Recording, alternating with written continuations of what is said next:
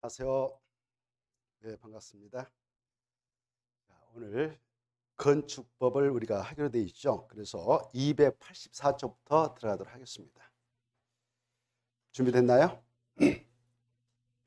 자, 이 건축법은 공법 40문항 중 7문제 나옵니다.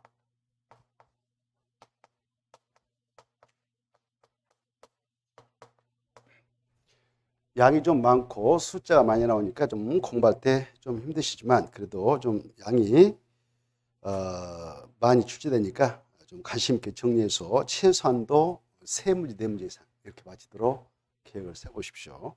자, 그러면 바로 284쪽 더 들어가도록 하겠습니다. 1번은 참고로 보시고 2번부터 1번 한번 보죠. 그냥 1번은 우리 요약집 175쪽부터 180쪽까지 있습니다. 건축법 영상 용어의 정의 틀린 거 이렇게 되어 있죠. 1번 뜻 거실이 나오는데요. 거실에서 거실하면 이렇게 간단하게 거오작집 이렇게 써놓고 합시다. 거오작집. 그것이 뭐냐 그러면 거오작집이지 이렇게 거오작집. 그래 이 건축물 안에서 거주 목적, 오락 목적, 작업, 직무, 집회 목적으로 사용되는 방 이렇게다. 그래서 시험에서 거실이란 건축물 안에서 거주 목적으로 사용되는 방만을 말하며 오락 목적으로 사용되는 방은 거실이 아니다 이렇게 나와요. 그러면 그럴싸하죠? 그래서 그러면 틀리니까 그걸 좀 주의하시고. 그 다음에 2번은 영어가요. 부속 건축물 그런데 물자가 빠졌어요. 그래서 영어를 좀 물자를 써놓으세요. 부속 건축물. 물자가 빠졌으니까 꼭 써놓으시고. 그래 부속 건축물이란 같은 대지에서 주된 건축물과 그래서 포인트는 분리된 그 말이 포인트예요. 이렇게 하나의 대지가 있다. 동일한 대지가 있다. 그랬을 때 이 주된 건축물인 단독주택이 있다고 가정합시다. 그리고 대문 옆에 화장실 건축물이 있다고 합시다. 그랬을 때 이건 주된 건축물 되고 이건 부속 건축물 되겠습니다. 이때 부속 건축물은 같은 대지, 동일한 대지 안에서 주된 건축물과 붙어있다 그러면 틀려요. 붙어있다 그러면 주된 건축물이지 부속 건축물 될 수 없거든.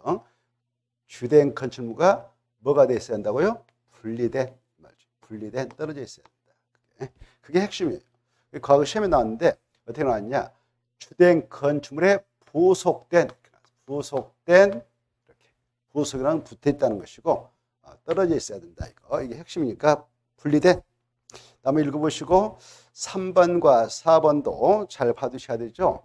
초고층 건축 뭐냐? 그러면 층수가 50층 이상이거나 높이가 50층 여기다 이제 딱 숫자 하나 암겨놓고요. 층의 구분이 명확하지 않으면 높이 재가지고 몇 미터마다 한 개의 층을 계산하지 4미터마다 이걸 생각하시면서 50에다가 4m를 곱하면 200m 나오죠. 그래서 암기할 때 50층 이상이거나 높이가 200m 이상인 건축물을 말하구나. 두 가지 요건을 동시에 꼭 충족시켜야 된다. 그럼 틀리는 거예요. 둘 중 하나의 요건만 충족해도 되구나. 이렇게 이해하시면 되겠습니다. 이거나 이거 한번 주시고. 자, 그 다음에 준초고층 건축물이라는 것은 고층 건축물. 고층 건축물 거기다 줄거 봐요. 고층 건축물 하면 이것도 아셔야 되는데 고층이라고 하는 것은 30층 이상이거나 또는 30층에다 4를 곱하면 120m 나오죠. 120m 이상인 거죠. 자, 이렇게 그래서 고층 건축물 중 준초고층 건축물이란 고층 건축물 중 고층 건축물 제한 건축물이다. 그래서 속뜻도 이해하시면 좋겠어요. 이 고층 건축물 중에서도 그러니까 30층 이상이거나 50층 미만인 것이죠. 그리고 높이는 120m 이상이거나 120m 이상이고 높이는 200m 미만인 것이죠. 이 범위 안에 들어간 것이 준 초고층 건축입니다. 이렇게 이해를 좀 해주시면 되겠고, 그 다음에 5번 기둥과 기둥 사이 거리가 몇 미터 이상인 건축물을 특수 구조의 건축물 하냐? 20m. 그래서 10m가 틀렸다. 밑에 해설을 보면 초고층 건축물 뜻이 세 가지가 다 초고층 건축물이다 이렇게 나와요. 해설을 읽어두세요. 여러분은 한쪽 끝은 고정되고 이렇게 기둥 세웠다. 기둥이 버리지 않도록 볼을 물려주죠. 볼을 이렇게 물려줍니다. 이렇게. 그리고 나서 여기 예벽을 만들고 여기 예벽의 중심선을 그리면서 이쪽에는 지지되지 않고 있죠. 이 포가 예벽의 중심선으로부터 3m 이상 돌출되어 있다. 그러면 이것도 특수구조 건축물이다. 그리고 여기 건물 또 지을 때게요. 이렇게 실내에 햇빛 들어오지 않도록 햇볕을 차단시키는 시설, 이걸 태양양 차단시킨다 해서 차양이라고 그러죠. 그래서 차양도 예벽의 중심선을 기준해서 3m 이상 돌출됐다. 이런 것도 바로 초고층 건축을 한다. 이렇게 3m 봐주시고요. 기둥과 기둥과의 거리가 20m. 또 이렇게 한쪽 끝은 고정되고 한쪽 끝은 지지되지 않는 그런 구조로 된 차양보가 있다. 이런 것들이 예벽의 중심선으로부터 3m 이상 돌출되어지는 그런 건축물도 특수 구조의 건축물을 하구나. 이렇게. 그 다음에 3번 읽어보시고요. 그 다음에 2번 들어갔습니다. 건축법령상 건축물 관련 용어정이 틀린 거 이렇게 돼 있죠. 옳은 거 이렇게 돼 있죠. 이것은 186쪽에 있습니다만은 이 1번과 2번은 꼭 아셔야 되죠. 그것은 보면 지하층은 또 잘 나와요. 지하층 뭐냐 그러면은 지하층은 꼭 시험에 등장한다 생각하면서 봐두셔야 되죠. 이렇게 건축물이 건축되어진다. 그때 건축물의 바닥이 있다. 밑바닥. 그때 이 건축물이 이렇게 건축되어질 때 이 땅바닥에다 이거 지표면이라 하죠. 그래 지표면 아래에 있는 층이 지하층이다. 뭐 당연한 소리죠. 그리고 지하층으로 인정되기 위해서는 이 바닥으로부터 지표면까지 그 높낮이가 서로 다르다 그러면 다채요. 다른데 다채가지고 합산해. 다른 곳이 두 곳이다 그러면 2로 나누면 되죠. 그걸 평균 높이라 해요.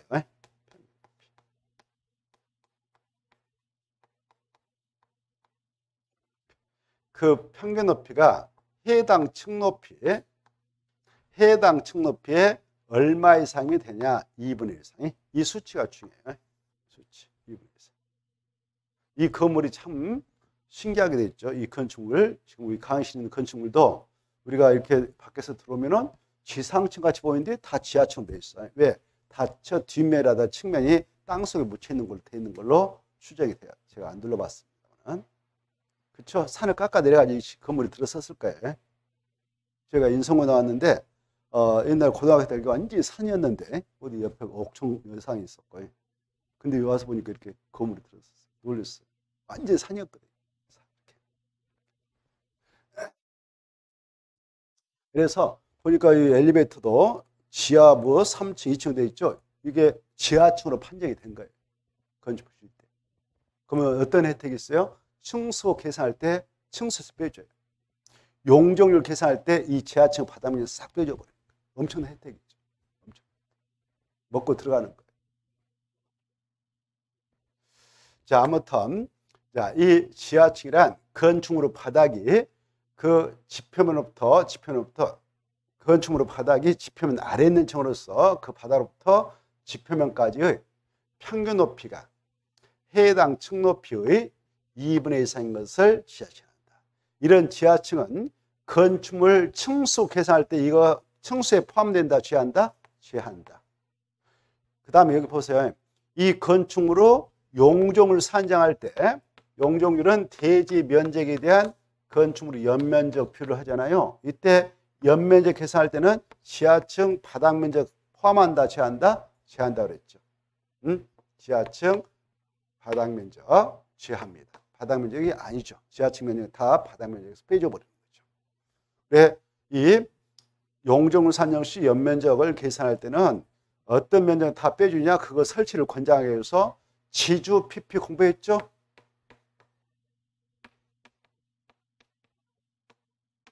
이것들이 있다면 이것들을 설치를 권장해서 빼준다 그랬죠? 지하층은 싹 빼준다. 용도 뭐가 안 하게. 지상에 있는 부속 용도의 주차장 면적 다 빼준다. 피해나 안전구역 빼주겠다. 대피공원 면적 빼주겠다 그랬죠?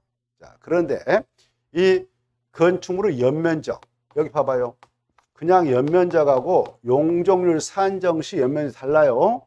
그냥 연면적이라고 하는 것은 하나의 건축물의 각층 바닥 면적 다 합산하는 것이죠. 바닥 면적이라고 인정된 거 법적으로 건축상 바닥 면적이다, 바닥 면적 이렇게 인정된 것들은 다 연결해서 그 면적이 계산되는데 이걸 말한다 연면적. 그래서 지하층의 바닥 면적도 포함되는 겁니다. 이 연면적. 다만 용적률 산정 시 연면적 계산할 때는 지하층 면적은 다 제한다. 이렇게. 자, 지하층 뜻 그래서 중요하죠. 그리고 여기 봐봐요. 이 지하층은 법적으로 설치를 꼭 해라고 의무를 가해놓고 법적 규정이 있을까요? 없을까요? 야, 일정 건축물, 다중 건축물 건축할 때는 지하층을 꼭 설치해야 된다. 이런 규정이 있을까 없을까? 없어요, 없어. 절대 없다. 알겠죠? 설치는 자율이다.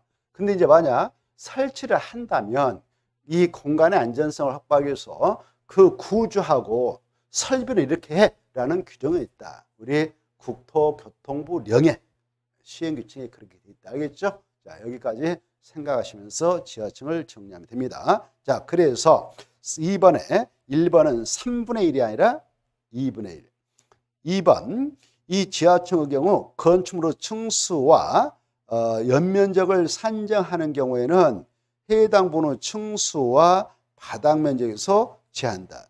그냥 연면적을 산정할 때는 지하층 바닥 면적이 포함된다고 그랬죠? 층수 산정할 때는 빼준다고 그랬죠? 그래서 1번, 자, 그 마지막에 층수에서 제한다 할 때 층수에서 제한다. 그렇습니다. 근데 바닥 면적에서는 포함한다 그래야 돼. 마지막에. 여기 연면적 뜻 알겠죠? 그래서 2번 틀렸어.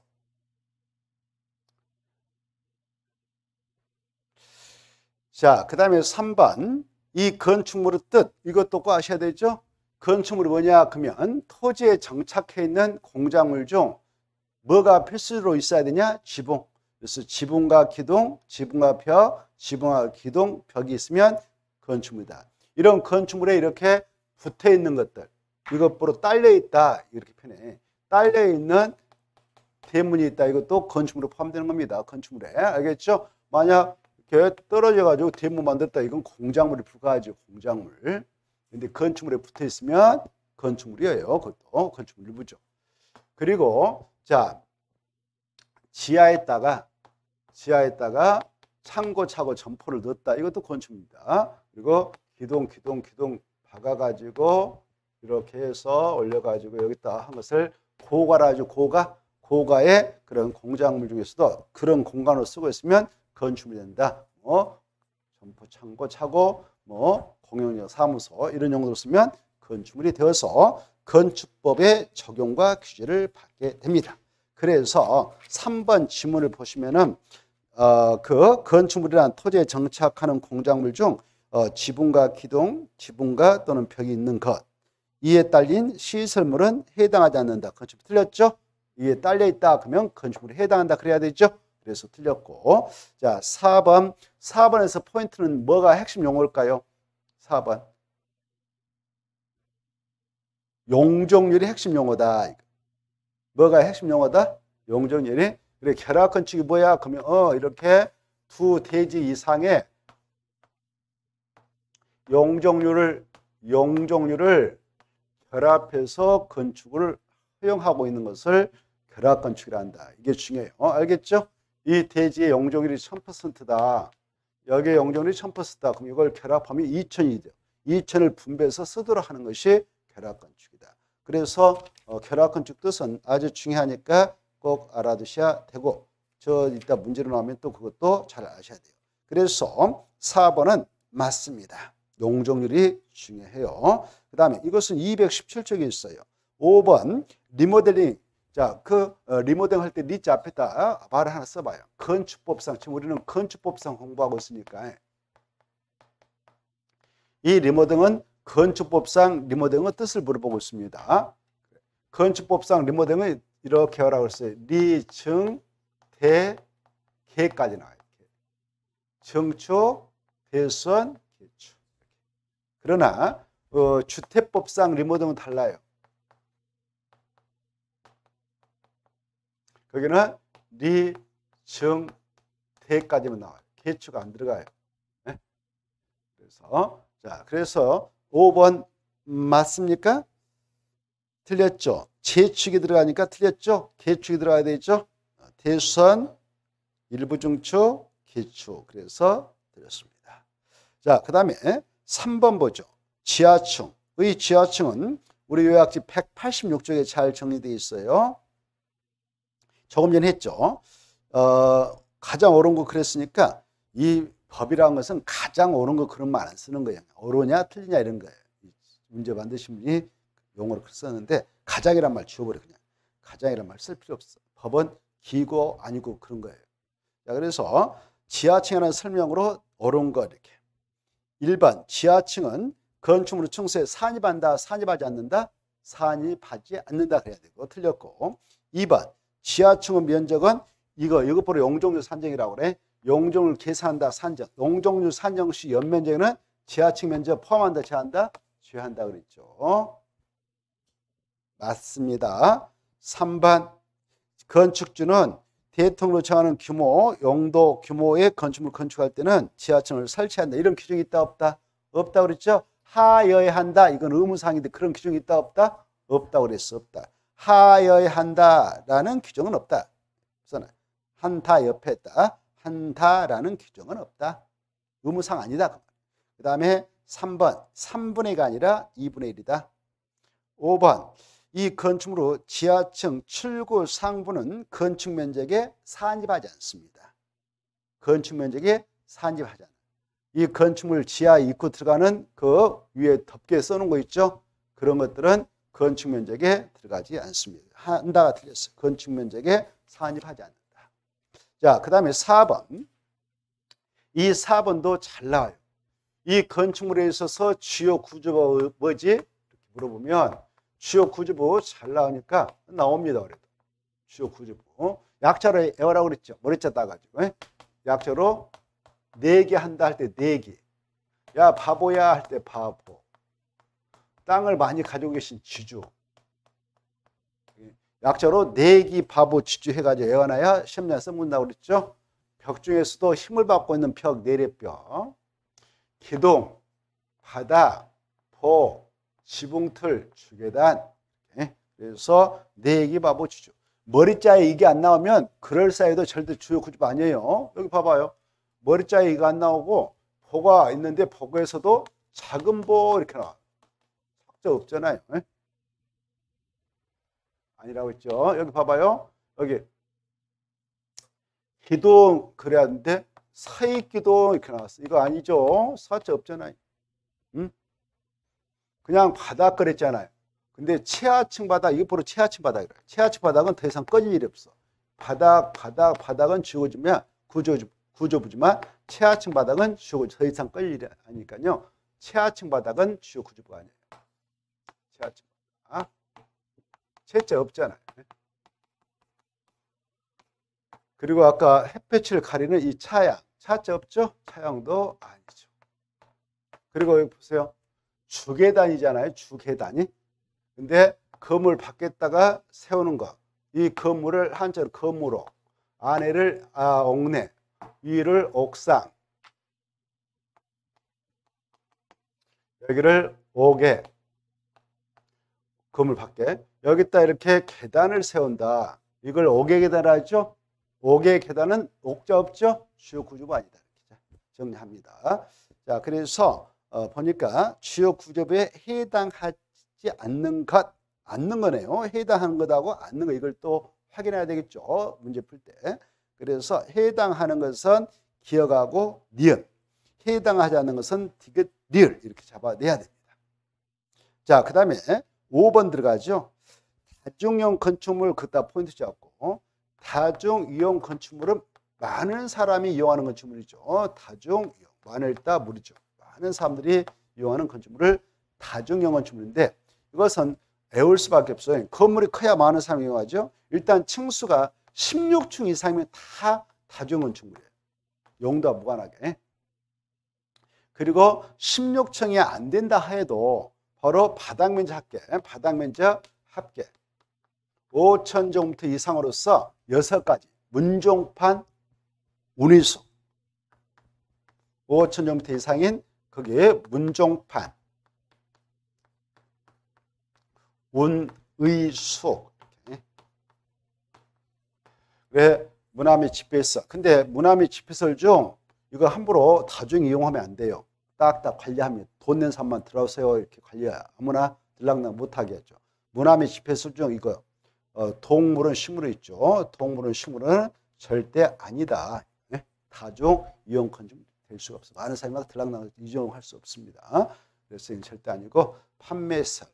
운수시설 중 여객 그 자동차 터미널 같은 거 있잖아요. 운수시설 터미널 같은 거, 운수, 여객용 시설. 그다음에 의료시설 중 종합병원, 숙박시설 중 그 관광 숙박시설 이런 것들 좀 봐두셔야 됩니다.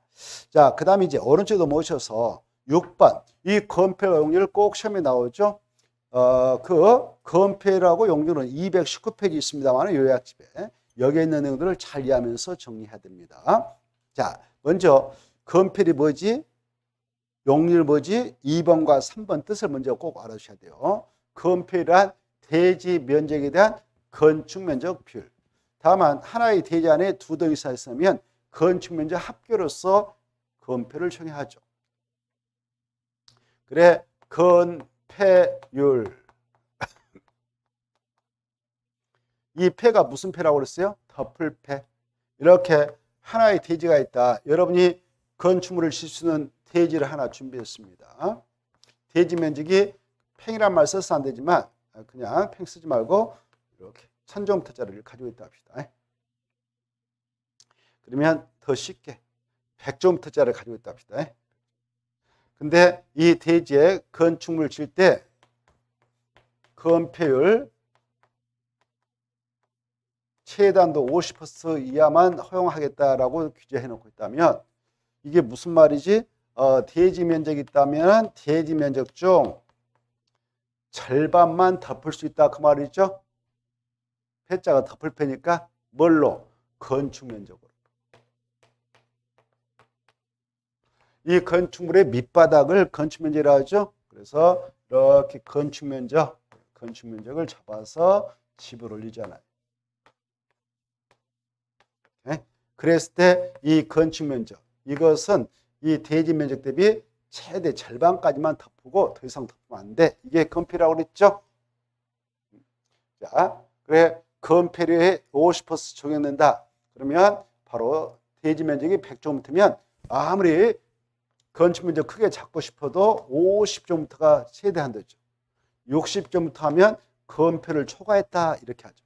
위반했다 그래 이제 법을 위반했다. 위반하면 바로 사용승인 자체를 안 내주고요. 불법으로 하면 잡아가죠. 아무튼 자, 그래서 그럼 이제 나머지 대지는 50제곱미터 자기네 땅에도 여기다 건축물 덮을 수 없으니까 비긴 땅으로 이용해야 돼. 그래서 여기 대지 안에 공지가 생기는 거죠. 비일공지 땅. 여백을 만들도록 하자. 이렇게 건폐를 많이 인정하는 땅이 있고 적게 인정하는 땅이 있어. 주로 그 용도적상 보존 좀 하자. 그런 땅은 건폐를 적게 인정하죠. 우리가 그 건폐 용률을 다 공부했잖아요. 국토개법 공부할 때에 그 땅이 이 대지가 만약 자연 녹지에 있다 그러면 건폐를 최소한도는 얼마가만 인정합니까? 이 땅이 자연 녹지에 있는 대지예요. 건폐율이 최소한도 얼마 인정돼요? 오, 그래요. 오, 대단하시네. 이시 다 생각났죠? 네. 이 찍은 거 아니라 실력이 어마어마한 실력. 달달하신 것 같아요. 이야, 놀랐어요. 공부를 어마어마하신 것 같아요. 달달 금방 나오니까 그렇게 많은 내용에서 대단. 그러면 여러분이 자연 녹지는 땅을 하나 샀어. 이거 3억 주고 샀는데, 나는 이 생각 못하고 샀는데 건폐를 20만 현저한다고 20%. 그러면 여기 대지 면적 100제곱미터라도 바로 20제곱미터만 건축면 잡아서 콩만하게 집어올려야 돼. 나머지 80제곱미터는 빈 땅으로 놔야 돼. 빈 땅으로 놔서 관리 잘못하면 풀밭 돼버리죠.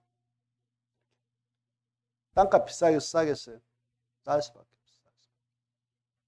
근데 이 땅이 똑같은 대지라도 이게 중심 상업지역에서 여러분이 5억 주고 샀어. 중심 상업지역에 건폐를 쳐둔 얼마예요?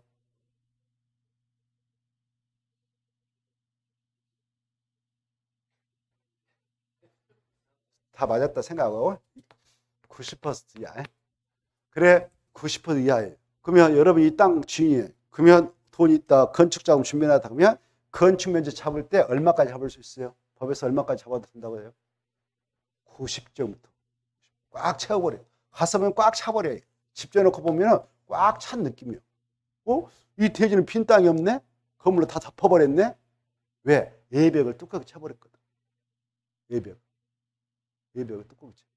이 건축 면적은, 그러면 이 아까 100에 90제곱미터까지만 건축 면적을 잡을 수 있다라고 했을 때, 이 90제곱미터는 무엇을 기준으로 삼느냐? 예벽의 중심선을 기준으로 해서 그걸로 뚝 둘러쳐서 그 면적을 잡는 거예요. 그거 따라. 건축 면적이란 건축물로 예벽의 중심선으로 둘러싸여 있는 부분을 수평 투미로 계산하는 것이 원칙이다. 알겠죠? 그리고 가서 보면 꽉 차버리는 느낌이에요. 건물이.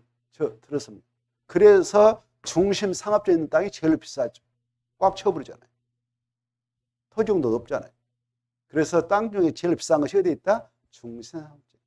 이런 걸 우리가 공부했잖아요. 지금까지 1년 동안. 여러분 만나가지고. 그렇죠? 여러분이 여기 시골에 있는 가서 농촌에 가서 담에 연세 드셔서 좀 조그만하게 집 져놓고 바람도 쐬고 가서 쉬려고 집 하나 쉬려고 땅 샀다. 근데 이 땅에 알고 봤더니 농림지역이 농림지역. 농림지역은 주택 질 때 마음대로 질 수 없는 거예요. 그 사람의 주의가 농업인이어야 돼. 우리 도심들은 주택 지도로 허가 안 내줘 버려. 농가주택 어민들이야 돼.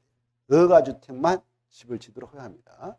그래서 이제 농민의 지위를 확보해가지고 농림지역에 있는 땅 사서 집을 지으라고. 건폐율 얼마일까? 역시 여기 건폐율 농림지역. 이것도 20이에요. 20. 아까 자연녹지와 똑같아. 알겠죠?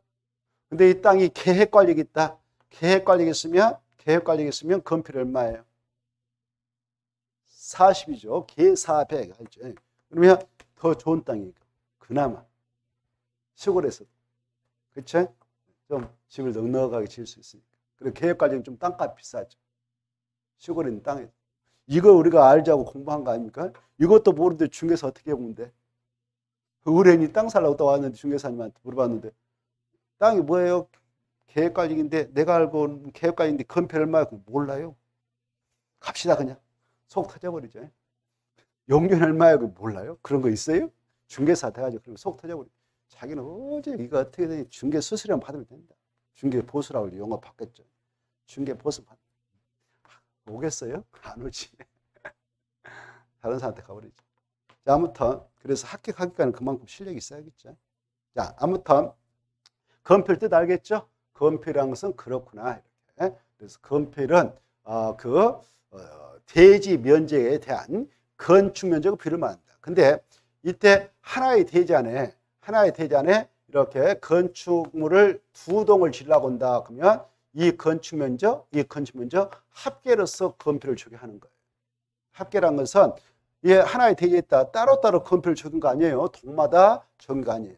여기가 아까 자연 녹지인데 이것도 100제곱미터짜리 대지가 있는데 이 동도 건축 면적 합을 때 20제곱미터.